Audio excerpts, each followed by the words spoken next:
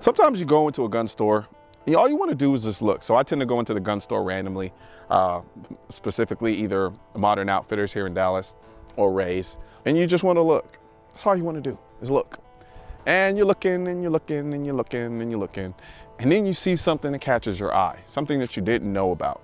And even for me, the person that has access to a good number of guns, I still come across guns. There's nothing like going to the gun store and buying a gun, and just that whole process is awesome. This was one of my most recent purchases, the Wilson Combat EDC X9. I saw this in the case and I fell in love with it instantly. And then I looked at the price. This gun is mind-bogglingly expensive. It's unbelievably expensive. I actually traded guns to offset the cost to buy this gun, if that means anything. And do I regret it? No. Well, let's find out.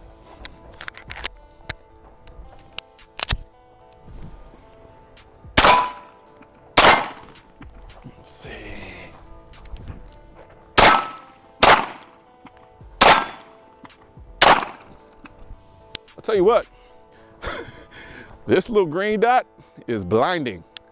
Let's see. I mean, I can see that thing from a mile away, and I like it.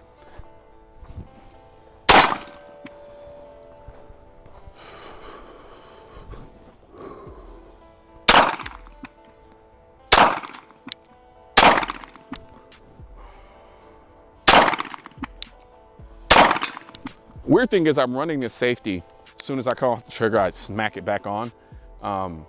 Maybe because it's just incredibly intuitive for me. So I actually bought this gun thinking that I would carry it, lying to myself, thinking, you know, I'll train myself to the safety, and then I learn to take it on, take it off, take it on, take it off. Yeah, I was fooling myself. All right, let's see here. It's like, where did all my targets go? There we go. We got one up here. All right, I bought the gun initially because of the way that it looked. It was when I picked the gun up and felt it in my hand is what sold me to go ahead and buy it. Because this gun feels phenomenal in hand. The only gun that is comparable to the way this gun feels in my hand would probably be the 19X. And even that gun doesn't feel as good in my hand as this. Now, they're two different shooting characteristics and two different types of platforms, so to speak. But man, this gun feels great in my hand. And as a result, I can shoot it. Great.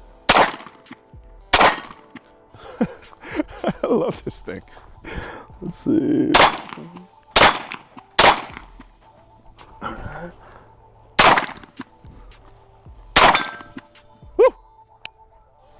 So, shooting characteristics. First of all, this grip, amazing, amazing. It's synonymous. So, all right, so with the Archon Type B, they got the little reptilian kind of pattern effect that's going in different directions. So it kind of works invertedly with the grip, with the recoil of the gun. So it forces the gun in your hand.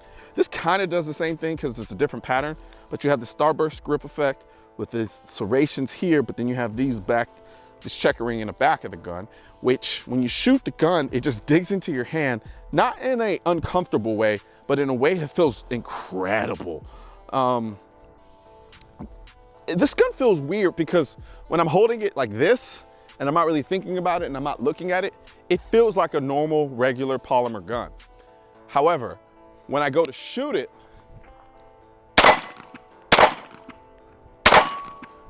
it feels like a 1911. Now, for all intents and purposes, I guess it would be a 1911. I guess this would be a 2011-ish, kind of, sort of, maybe? I don't know.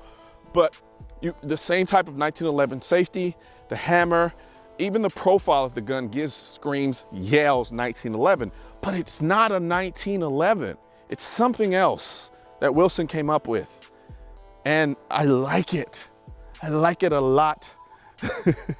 There's just elements to it, the detailing, I mean, everything, even down to the lines on top of the slide with the Wilson Combat logo.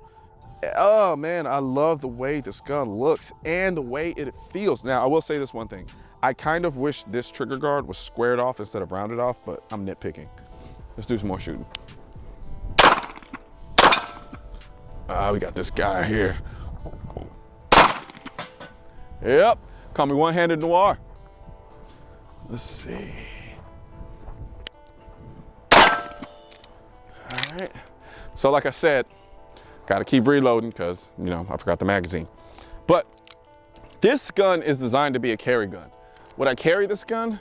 I wanted to. I really tried to convince myself that I would carry it, but when it really came down to it, finding the type of holster that I wanted for the gun and then having to train myself to take the safety off, because I'm telling you right now, I know there's gonna be a lot of people here who are relatively new to firearms or kind of decently involved in firearms, and you think that you're gonna get a gun with the safety on it and that you tell yourself, oh, I know, under stress, I'll remember to take it off. Now you won't. Don't lie to yourself. I lied to myself the same way until I took a course with a course where I had to do an active shooter scenario and walked into a house and had a Beretta 92 and I saw the bad guy, pulled the trigger and nothing happened. Wanna know why? I forgot to turn the damn safety off. And I knew when I picked up the gun that it had a safety. I just picked it up, knew it had a safety, told me it had a safety, and under pressure, I forgot to take it off. So if you do not trade to your safety, you will not remember to take it off in the moment. That is my Noir lesson for the day. Let's do some more shooting.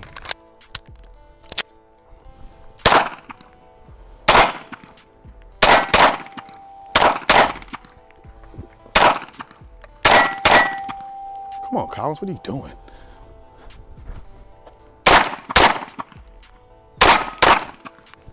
Seriously? All right, for a gun I love so much, I'm shooting it like crap.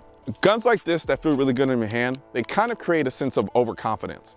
It's kind of like back when Porsches didn't have all the stability control and stuff like that, when the Porsche Turbo was considered the Widowmaker. And it was considered the Widowmaker because it was so fast, but so easy to drive that you kind of became overconfident and started driving way beyond your means.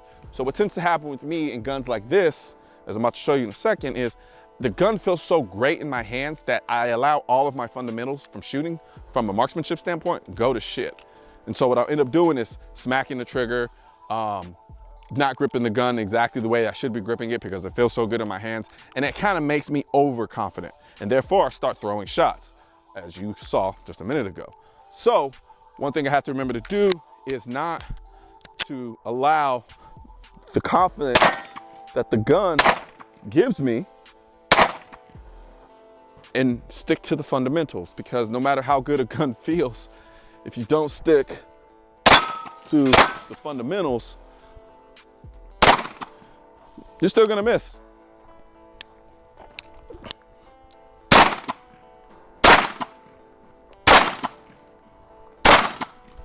And that's another thing about this gun. Shooting it one-handed, it's kind of easy with this gun, to be honest.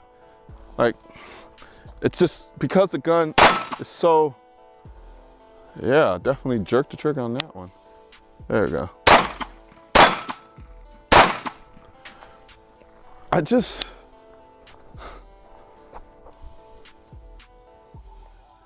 is a good looking gun. I love this gun though. And these I don't like metal magazines, by the way. I don't like them because they just tear up your thumbs, get on my nerves. Give me a Glock magazine all day long. Give me something plasticky with metal inserts, but this metal shit, it's not fun. So let's find out whether this gun likes it when I shoot one-handed. I'm gonna limp wrist.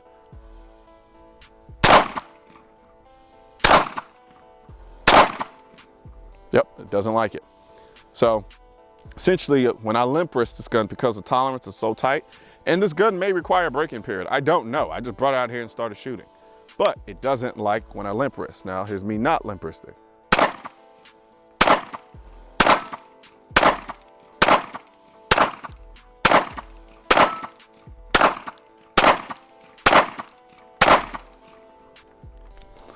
There you have it.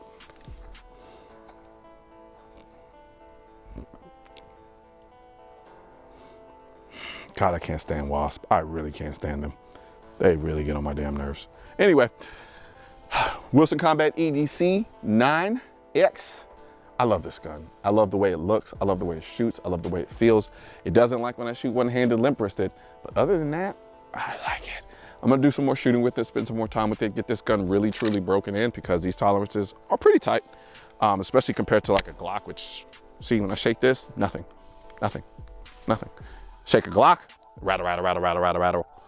So, there you have it. The Wilson Combat EDC X9. This is my little baby. This is one of the few guns that I actually baby. Everything else, I just throw them everywhere. This one, I baby. Along with my Springfield 1911 TRP. Right now, there's a culture war against the Second Amendment, which is why I need your help spreading our message to counter their message. You can do this by leaving a comment, sharing this video, and click the bell and subscribe button. Let my voice be your voice, and let them know you want to keep America tactical. Because the right to keep and bear arms shall not be infringed wasn't a suggestion, it was a directive. Also, if you're wondering where to purchase your state-specific Keep America Tactical shirt, click the link under the Keep America Tactical in the description section of this video.